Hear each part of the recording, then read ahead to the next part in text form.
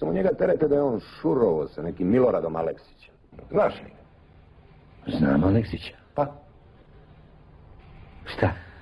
Aleksić tvrdi da su zajedno radili. Jeste, mi smo mu prevozili cigle, tom Aleksiću. A bager koji ste uvezli preko granice, bez carini iz Grčke? Iz koje Grčke? Kakav bager, druže sudija?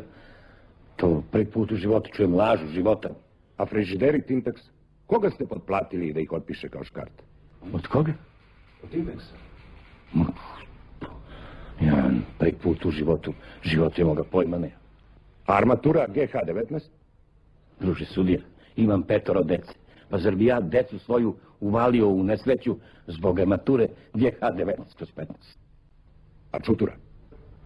Nije ni on. Pa mi smo, druže sudija, pre nekoliko meseci radili zajedno u preduzeću 3. maj. A toga Aleksića smo upoznali, nema mesec dana.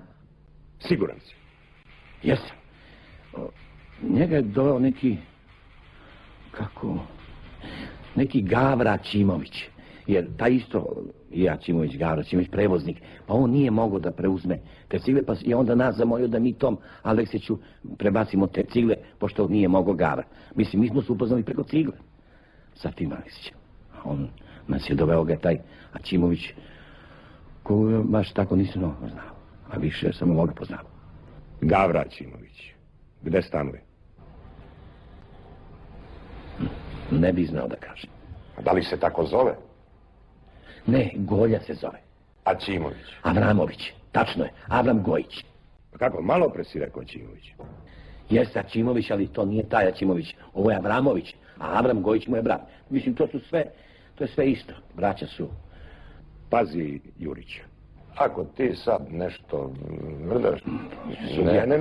Avram je, on otpada, a Avramović je isto sa bratom zajedno, Ćimovićem, koji isto tu otpada. Samo ostaje Goljić.